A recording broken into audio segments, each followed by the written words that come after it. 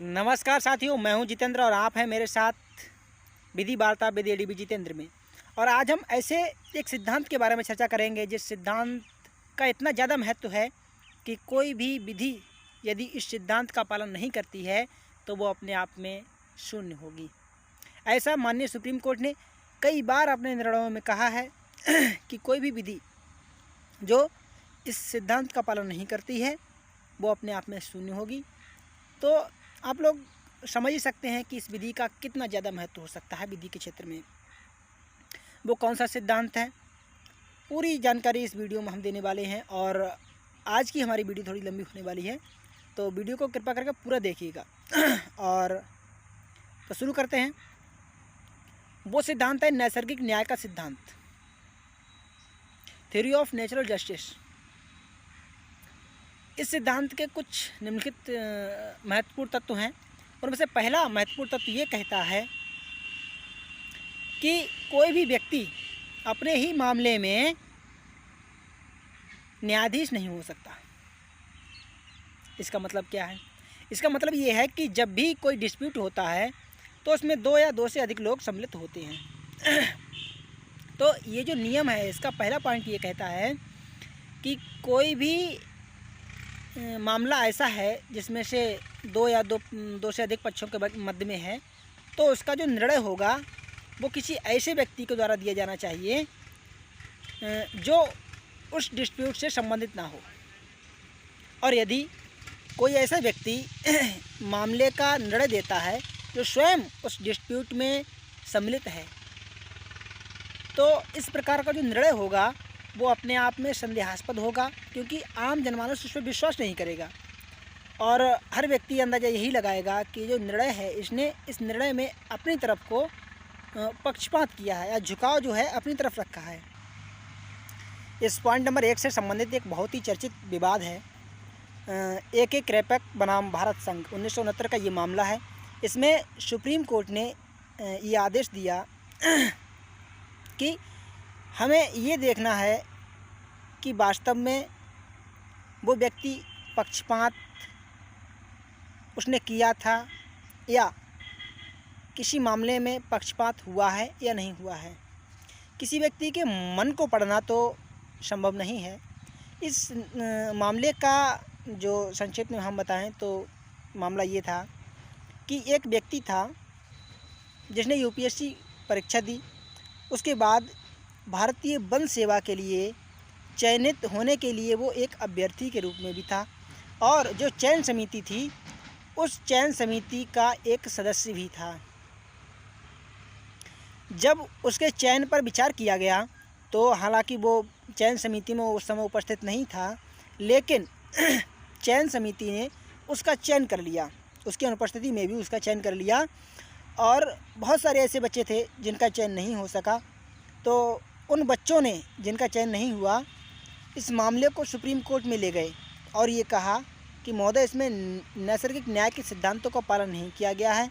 चूँकि ये जो व्यक्ति अभी इसमें सेलेक्ट हुआ है ये व्यक्ति स्वयं उस चयन समिति का सदस्य है, इसीलिए इस मामले में पक्षपात करके इस व्यक्ति को सेलेक्ट किया गया है। तो और सेकंड पॉइंट नंबर 2 ये कहता है कि जो भी मामले को सुने निर्णय भी वही व्यक्ति दे। ऐसा इसलिए होता है कि जब भी कोई डिस्प्यूट होता है और उसका जो सुनवाई होती है, जिस न्यायाधीश के सामने वो उस डिस्प्यूट की सुनवाई होती है, तो जो न्यायाधीश सुनवाई करता है वो सुनवाई करते करते ही मामले की अत्यधिक गहराइयों में चला जाता है और मामले को अच्छे से समझ जाता है। कुछ पार्टीज़ के हाव भाव को देख करके और बाकी केस को स्टडी करने के बाद में जो वो निर्णय देता है वो लगभग सही ही देता है। इसलिए पॉइंट नंबर 2 कहता है कि जो भी व्यक्ति विवाद को सुने, बात को सुने, वही व्यक्ति उस बात का अंतिम निर्णय भी दे। अब पॉइंट नंबर 3 ये कहता है संबंधित पक्ष को अपने बचाव में अपने पक्ष को भारी करने के लिए अत्यधिक साक्ष्य प्रस्तुत करने का अवसर दिया जाना चाहिए। जब भी कोई विवाद होता है, जैसा कि आप सभी लोग जानते ही हैं कि विवाद में कभी कभी 2 से अधिक लोग भी सम्मिलित होते हैं और हर पार्टी ये कहती है कि मैं गलत नहीं हूँ, सामने वाला गलत है। तो ऐसी स्थिति में ये नैसर्गिक न्याय का सिद्धांत का जो पॉइंट नंबर 3 है वो कहता है कि पक्षों को उचित अवसर दिया जाना चाहिए। जितने भी उनके पास अपने पक्ष को भारी करने के लिए साक्ष्य हैं, उन साक्ष्य को रखने के लिए पक्षों को उचित अवसर दिया जाना चाहिए। अब चूँकि पॉइंट नंबर 4 ये कहता है कि कोई भी व्यक्ति बिना सुने दोषी नहीं ठहराया जाएगा, अर्थात जिस व्यक्ति पर भी किसी कार्य को करने या ना करने का आरोप लगाया गया है, कोई भी निर्णय उसके खिलाफ देने से पहले उसको उचित सुनवाई का अवसर दिया जाएगा। और यदि उसको सुनवाई का उचित अवसर नहीं दिया जाता है और निर्णय दे दिया जाता है तो इस प्रकार का जो निर्णय होगा वो दूषित माना जाएगा। इससे संबंधित एक बहुत ही चर्चित केस है, मेनका गांधी बनाम यूनियन ऑफ इंडिया 1978 का केस है।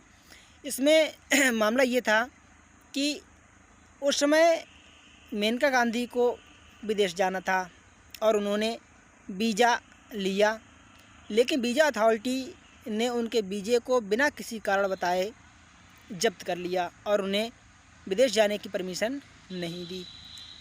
इससे खिलाफ होकर के माननीय सुप्रीम कोर्ट में मेनका गांधी जी ने रिट दायर की और कहा कि ये सिद्धांत में ये जो हमारे खिलाफ हमारा वीज़ा जो गलत तरीके से जब्त किया गया है, इसमें नैसर्गिक न्याय के सिद्धांतों का पालन नहीं किया गया है, चूँकि हमें उचित सुनवाई का अवसर ही नहीं दिया गया। और माननीय सुप्रीम कोर्ट ने कहा कि नैसर्गिक न्याय का सिद्धांत मानवतावादी सिद्धांत है जिसका उद्देश्य विधि में निष्पक्षता लाना है। नैसर्गिक न्याय के सिद्धांत का पॉइंट नंबर 5 ये कहता है कि संबंधित पक्षों को प्रति परीक्षण का अवसर प्रदान किया जाना चाहिए। कहने का मतलब ये है कि जो संबंधित जितने भी विवाद से संबंधित पक्ष हैं उनको प्रति परीक्षण का अवसर प्राप्त होना चाहिए, यानी कि सामने वाला जो पक्ष है वो अपने विपक्षी से प्रश्न पूछे और जो दोनों पक्ष जो हैं एक दूसरे से प्रश्न पूछें और उनका जवाब भी दोनों पक्षों को देने का अवसर प्राप्त हो और सवाल भी करने का दोनों का अवसर प्राप्त होना चाहिए। क्योंकि कभी कभी क्या होता है कि प्रति परीक्षण में बहुत सी ऐसी चीज़ें निकल करके आती हैं जिनसे विवाद के सही निर्णय पर पहुंचने में काफ़ी सहायता प्राप्त होती है। नैसर्गिक न्याय के सिद्धांत का उद्देश्य ये है कि न्याय केवल होना ही नहीं चाहिए बल्कि न्याय स्पष्ट और निसंदेह हुआ है ऐसा दिखाई भी देना चाहिए। अंत में माननीय सुप्रीम कोर्ट ने कहा कि ऐसी कोई भी विधि जो नैसर्गिक न्याय के सिद्धांतों का पालन नहीं करती है, चाहे उसकी संहिता में नैसर्गिक न्याय के सिद्धांतों को स्थान दिया गया हो या ना दिया गया हो, अपने आप में शून्य होगी